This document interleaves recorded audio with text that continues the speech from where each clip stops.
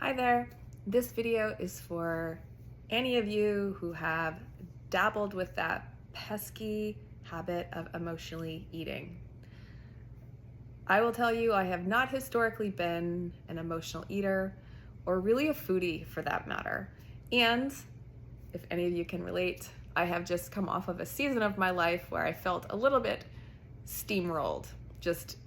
Things just kept piling on, from loss to breakups to business changes to relocating. It just was sort of the perfect storm of variables where I found myself, without realizing it, going more and more in the direction of going to food for whether it's comfort or connection, or maybe even avoiding something that I wanted to do instead. If this is you, whether you've done it for a short period of time, a long period of time, it doesn't matter, because in this video, I'm going to give you 4 strategies on how you can break the cycle and do something more productive with yourself instead. First and foremost, though, the strategy is not to end it completely or to judge yourself for it. What I'm going to talk about is first just accepting and almost making it a little bit playful and be curious.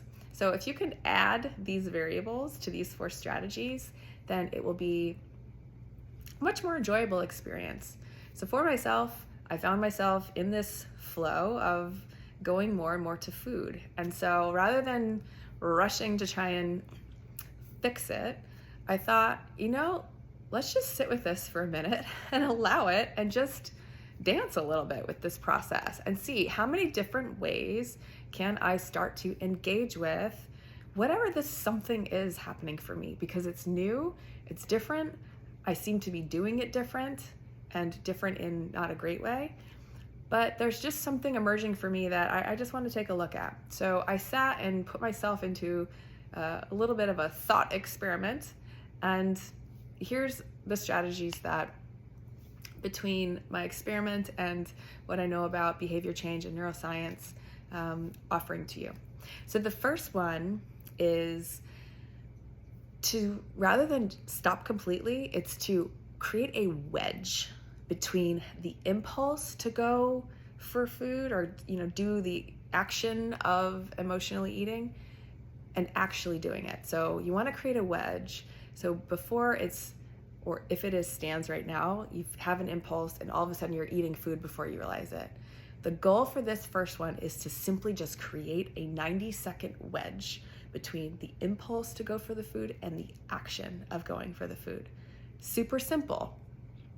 Not necessarily super easy, especially when you first try it. You want to set your intention going into your day that this is going to be the plan, that you're just going to create this 90-second wedge. So you feel the impulse, and then you don't have to think, you have to do anything else. You can walk around the house, go do something, distract yourself for 90 seconds, go on your phone, whatever it is, just distract yourself for 90 seconds and not eat the thing. So you just kind of create a wedge. This comes out of some of the research on what happens when we have those impulses. It's body chemistry happening in the system, and it tends to cycle through the system for about 90 seconds. Unless then mentally we want to continue engaging more chemicals to keep going. But if we simply just pause and just be still or distracted, hopefully not on your phone. Actually, that might be not a great habit to swap it with. However, just pausing, creating the wedge between the impulse and the action is enough to sort of let that initial wave of the neurochemistry settle out. So just try this simple thing as your intention and see what you notice. Number 2, you actually could stack with this. So number 2 is to be present, tune into the impulse itself with curiosity, and actually talk to it. So ask a few questions to yourself. You feel this impulse of a something. You might call it stress, you might call it anxiety, you might call it anxious, I don't know what you might call it, anything. Just, it's a something, it's an impulse. So simply get present, tune in with curiosity, and ask yourself, what do I most need right now in this moment? Not what are some of the things I need, but what I like to have. What do I most need in this moment? Another question, another way of asking this could be, what does this impulse most want to become? What is this really about? When I asked that question, I got a few different answers depending on the situation. In one context, I got this impulse and I paused and tuned in and asked, what does this impulse most want to be? And it was actually creation. I had the impulse to go create some content, and I was avoiding it because I was nervous, or because I just, for whatever reason, I was trying to almost sabotage. It was a behavior of sabotage, just to eat and fill myself up and distract myself and not go let this creation come out. Another time, I tuned in and I felt that impulse. I had just received a phone call. A family member was not doing well, was in the hospital. And I felt an impulse. And I tuned and asked myself, what do I most need? And what does this impulse want to become? And the answer I got was connection.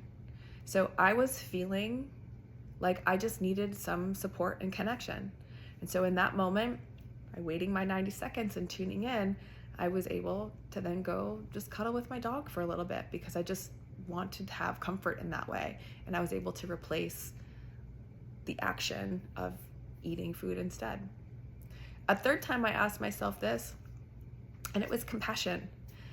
This particular time, I had been sort of spinning my wheels. I was nonstop all day. If you're like me and you're that go-getter, make things happen, constant hustles happening, constant doing more of things, I continually have to remind myself that I need to just rest and just be. It's okay, just like, things are still gonna happen. It's all gonna get done. You can actually just give yourself a break. And so there's another time I felt myself with an impulse, and I was inclined to go snack on something. And when I tuned in and asked myself that question, what does this most want to be? The answer I got was compassion. That this was a moment my system was saying, hey, you can stop. The deeds of the day, the to-dos are done. They're done enough. You can just relax tonight. Everything's going to be okay. And by knowing and recognizing that, I was able to, again, proactively take a different action. So tuning in, getting present and curious, and actually talking and asking yourself some questions can be really, really a valuable way to break that cycle and take a different action.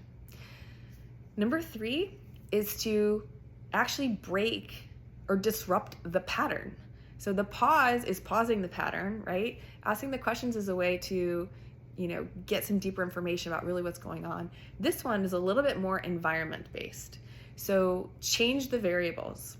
So one thing that I would do is I'd ask myself, when I'm feeling this impulse where I'm feeling like maybe I'm hungry and I want to eat, but I'm not quite sure, I use a different anchor. So for me, I think about a food that I really would only eat if I was super, super hungry.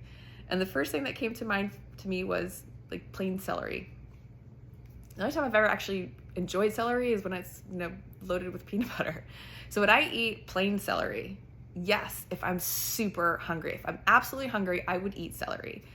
So for one, I would buy some celery so I have that reference point. For 2, I just ask myself, am I hungry enough to actually eat celery? And if I get a no, then I recognize my body doesn't actually need food. It's needing something else.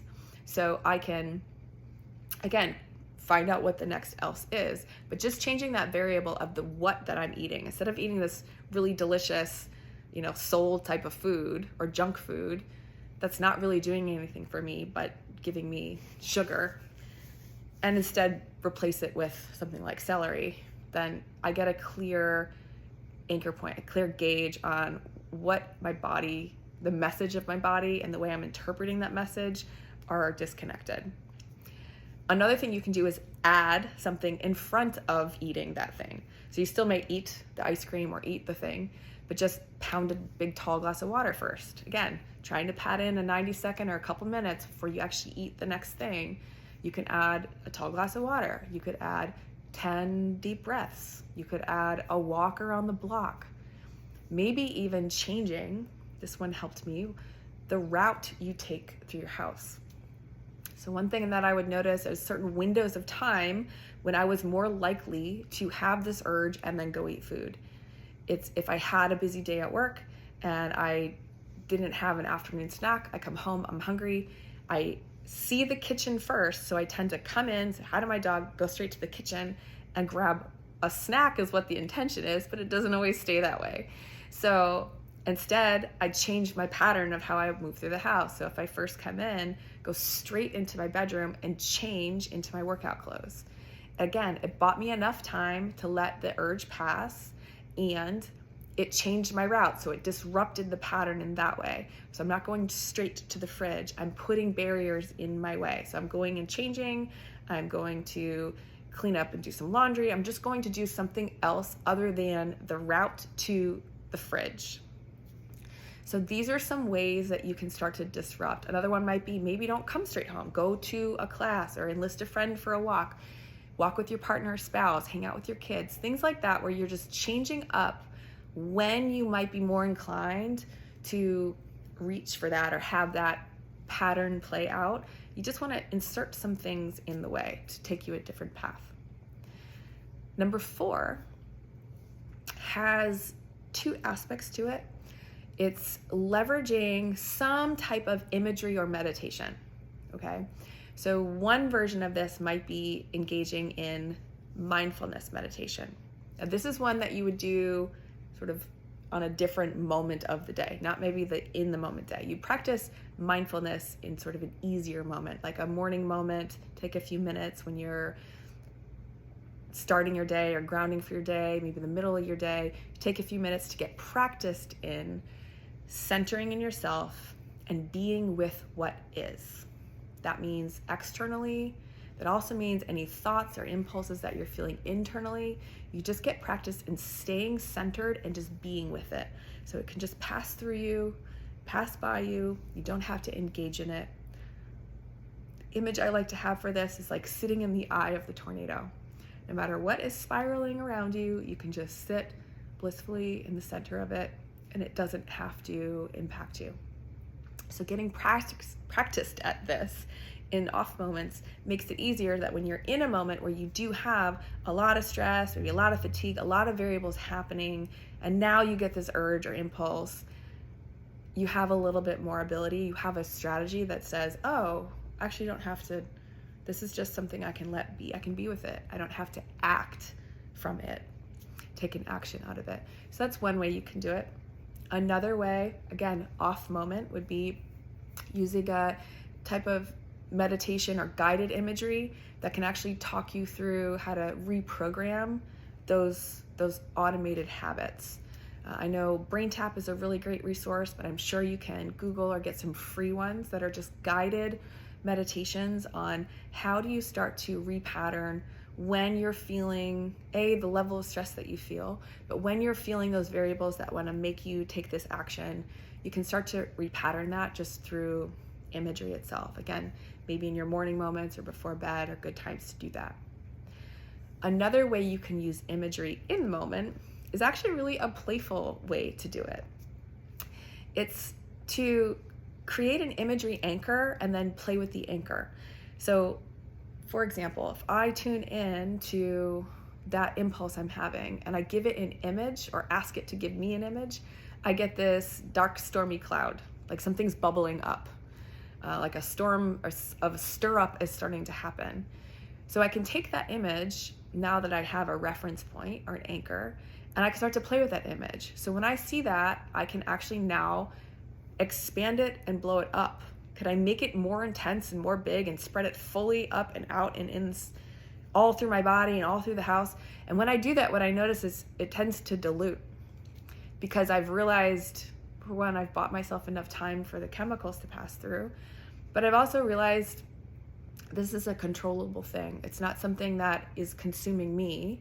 It's just something that exists right now. So it might be counter thinking to turn it up in order to turn it down, but it's actually a really great way for you to consciously recognize that you can control the magnitude of your impulse. So you could see it as a dial, turn it up a little bit, turn it down a little bit, and now you've got a little bit of versatility. You may have seen something referenced like this if you ever watched Harry Potter and they had a scene they called Ridiculoso, where they had something they feared and they'd make it so big and extreme that it was really, really funny. It's kind of a similar premise, although this actually has a little bit of scientific validity. When you create an associative anchor, you're disassociating, you're giving some separation between the impulse, like a wedge, and the action.